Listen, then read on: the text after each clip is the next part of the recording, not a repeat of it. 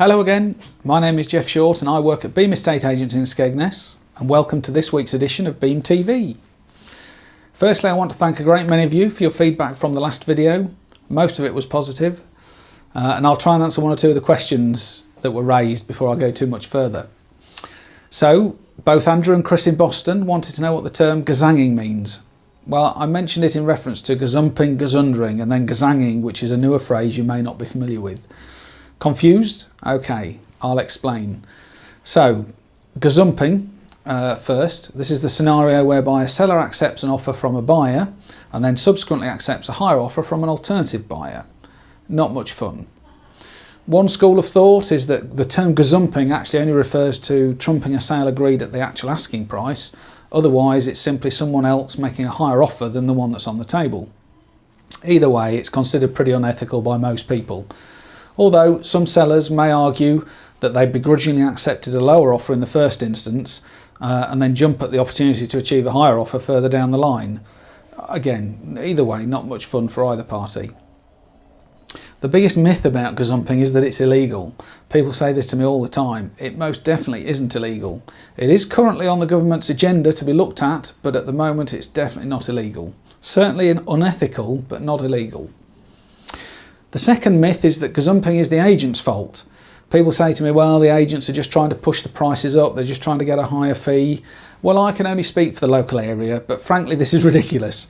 If you just think about it for a second, by encouraging a higher offer, the increase in the agent's fee is likely to be around £30 or £40. Trust me, the bitterness, the bad feeling, and often the bad press that can result from a buying being gazumped is most definitely not worth it. Don't forget, the agent will always have to follow their seller client's instructions. So once an acceptable offer has been received by the seller, the agent should always work for the seller to their instructions as to how they wish to continue marketing their property. Some sellers may ask for the property to remain available for viewings until a potential buyer has at least provided copies of financial documents, an ID, etc. Other sellers will want to wait until the buyer has had a satisfactory survey carried out, or even a full mortgage offer on the table, and the legal work is well advanced. Other sellers you find are happy to put sole subject to contract on their advertising and on their for sale board from the very point that the offer is accepted. It's always a tough call, but it's always the seller's decision. So moving on to Gazundering. This is the situation where the buyer does the dirty on the seller by waiting until the 11th hour just before exchange of contracts and reduces the offer, sometimes by a significant amount of money, leaving the seller with the option of either accepting a lower figure and getting moved, or rejecting it and possibly having to start remarketing their home from scratch all over again, adding months until they're able to find a new buyer and then move home. Sometimes we are able to renegotiate a figure that's acceptable to both parties, but either way it's a pretty low trick to pull. Again, this isn't illegal, don't misunderstand. Finally then, Gazanging and what it's all about. Well, it's a more common issue than you might think, and it happens in Skegness on a fairly regular basis.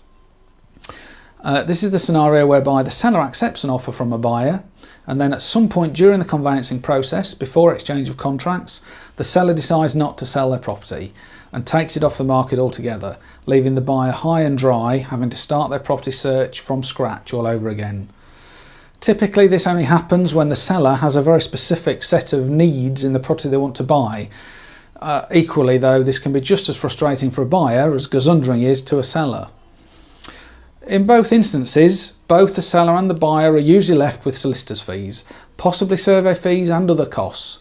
Plus remember, if you are a seller in this instance and you marketing your property through one of these cheap and cheerful online only estate agents, you'll more than likely still have to pay between £800 and £1,000 to them, even if you decide not to move. Now that's something to think about.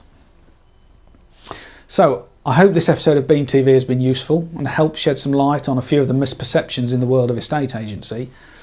Just before I finish, a little update on the property market. It is early December now, and people often ask me if the market's died before Christmas. Well, the answer is definitely no. In the first 5 days of December, we've arranged 22 viewings on properties ranging in value from $60,000 to $330,000. Most of these viewers are local buyers, but there are some from further afield. There are viewers from Grantham, Stevenage, Oxford, Nottingham, Billingborough, Rotherham, and even one from Spain who's coming over to look at a beautiful property that we've got near the seafront. So if you're thinking of selling, you should definitely get your property onto the market sooner rather than later. Just give the Beam team a call and we'll book you a free valuation. The number's 01754 768877. Leslie, Emma, Millie and Jack would love to help you get you sorted. One final festive note, Beam will be supporting the charity Save the Children this Christmas, and on the 15th and 16th of December we'll be wearing our fabulous Christmas jumpers, and we'd love you to join us. So on those 2 days we welcome everyone out there to pop in and come and see us. Grab some free festive nibbles, have a glass of wine and have a chat with us. And guess what? For everyone that wears something Christmassy, from jumpers to socks or even Christmas pants, but Leslie will be checking, we'll make a donation to Save the Children. And we'll even give you a fantastic Secret Santa gift from us. Not only that, as a thank you for coming in to see us, we'll enter you into a free prize draw to a £100 B&Q voucher. Ideal to help you get those New Year DIY jobs done before you put your house on the market with us in January. So just to recap, all you need to do is pop in and see us on Friday the 15th or Saturday the 16th of December, grab your fab free Santa gift, enjoy some nibbles and a glass of wine, and we'll enter you into a draw to win £100 and we'll raise some money for Save the Children. Simple. Get yourselves here. We look forward to seeing you. I'll be back in 2 weeks for a final festive message of 2017. Thanks for watching.